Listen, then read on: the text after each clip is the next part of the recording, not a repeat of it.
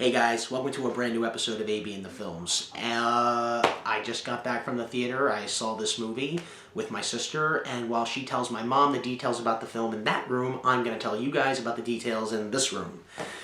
Okay, The Call. I gotta be honest with you, at first I really wasn't looking forward to seeing this movie. I saw a couple of trailers and TV spots for it on the television, and I thought, it looks like I've seen it before. Here's the thing for me. I was on the edge of my seat pretty much almost through the film. There is a little bit of originality to this film. Well, I'm going to be all over the place with this. Here's the thing. First of all, I got to talk about the theater where I saw this movie, okay? Because I was stunned because the movie theaters around my house right now don't have this. I don't know if your theater has this, but my theater around here doesn't have this. But you see, my sister and I, we went to Marlton. Because apparently they redesigned the theater and we wanted to go back because we haven't been there in 2 years. And we went there, and the seats, dude, they got recliners in there. Like, it's not like movie theater seats, like you pull the seat down and sit down. No, it's a recliner. You can sit there, you can pull the thing back, your feet go up, and you got like a little cup hole for your soda. It's unbelievable. I felt like I was in my living room or something. It was great. So good theater experience. I still can't believe it's the same theater because I've been going there for 12 years and it looks so much different, but it's the same. But you don't want to hear about that. You want to hear about The Call. Okay. I just want to put it out there right now. I'm not a big fan of Halle Berry as an actress, to be honest with you. I think she kind of falls flat. I mean, in some roles she was good. Here, I gotta admit, I really did like her character. Jordan was her name. I really enjoyed her in this. Abigail Breslin, where has she been? And my God, has she changed? I still can't believe that's her. It's like seeing Dakota Fanning or something, you know, like we still think they're that young, like we forget they've grown up. It was weird saying Abigail Breslin like that. But, okay, I'm going to give you the plot about this movie for those of you who don't know. For those of you who don't know, this movie is pretty much, I can sum it up like this. It's kind of like Taken mixed with Silence of the Lambs mixed with, really not mixed with anything. It's almost kind of like a murder mystery, in a way. There was murder involved, but I won't spoil that.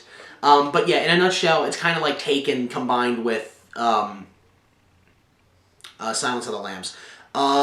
Okay, Abigail Breslin is a teenager who gets kidnapped in the mall by a guy. We really don't get a lot of his face at first, but once she describes it to Halle Berry's character, who is the 911 operator on the other line, we get an idea of what the guy looks like.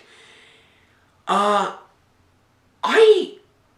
gotta say, Abigail Breslin, she can act. She really can. There was a moment in the movie when she was bringing I nearly had tears in my eyes when she was telling Jordan, Halle Berry's character, what she would say to her mother if in case she doesn't make it out, and I was going through like, oh my God, I've seen this before. We all know she's gonna make it. We all know they're gonna kill this guy. We've seen this. I mean, like John McClane did this in Die Hard, you know, when he was talking to the cop at the ground.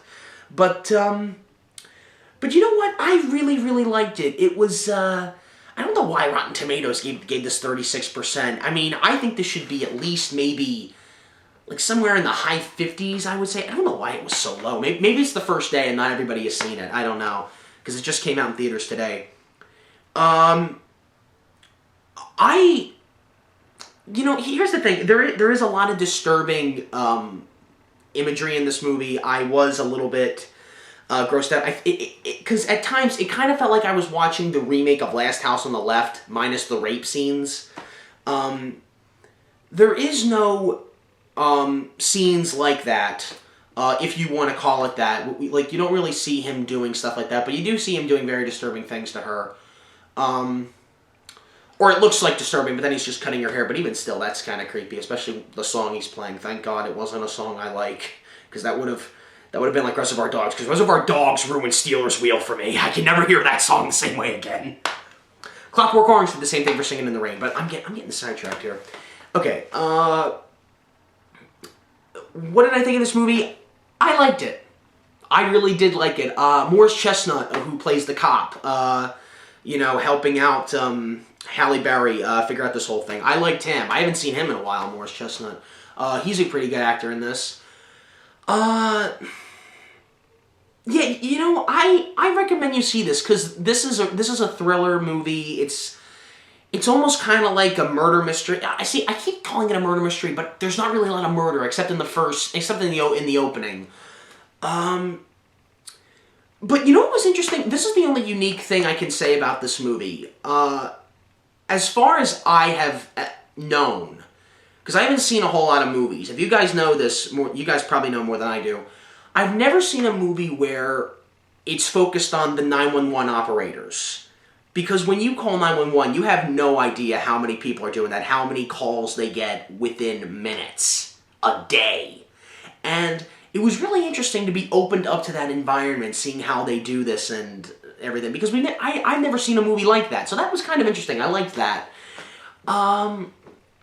I wouldn't see this movie again. This isn't a movie that I would see over and over and over again. It's not that much of a good thriller, in my opinion. Because if I want to watch a really good thriller, I'd watch Silence of the Lambs. Because it kept bringing me back to Silence of the Lambs, especially in the last half act, in the last act of the movie. And this is where I understood, because before I saw this movie, most of the critics were saying that the movie has a really good premise. It starts off really good. It does really well in the second act. By the third act, it gets really, really lagging. And I know exactly. I know exactly what was running through most of those movie critics' heads, because it was running through my head. It's Silence of the Lambs. That's what it is. But aside from that, if you guys are into thrillers and you want to see Abigail Breslin get thrown into the back trunk of a car... Oh, Cellular! That's what it was like. Okay, change of plans. It's not a murder mystery. It's Taken, combined with Cellular, combined with... Crap, what's the second one? I keep forgetting the second one. What is it? It's Taken, Cellular... Hang on a second, I'm going to think for a minute. Silence of the Lambs. There you go. So, yeah, I give this movie 3 out of 5 stars. It was pretty good in the beginning, had a really good premise. The ending, you can kind of tell where it was going to go. I liked the ending of the movie, I will say that. And again, it kind of reminded me of Last House on the Left, the remake at the very end of the movie. If you've seen the remake of Last House on the Left, I mean the very last scene, you can kind of tell where this is going to go. I don't want to ruin it for you, but all I can say is that it's the ultimate you. What Jordan and Casey, Abigail Breslin's character, accomplish. It's pretty awesome.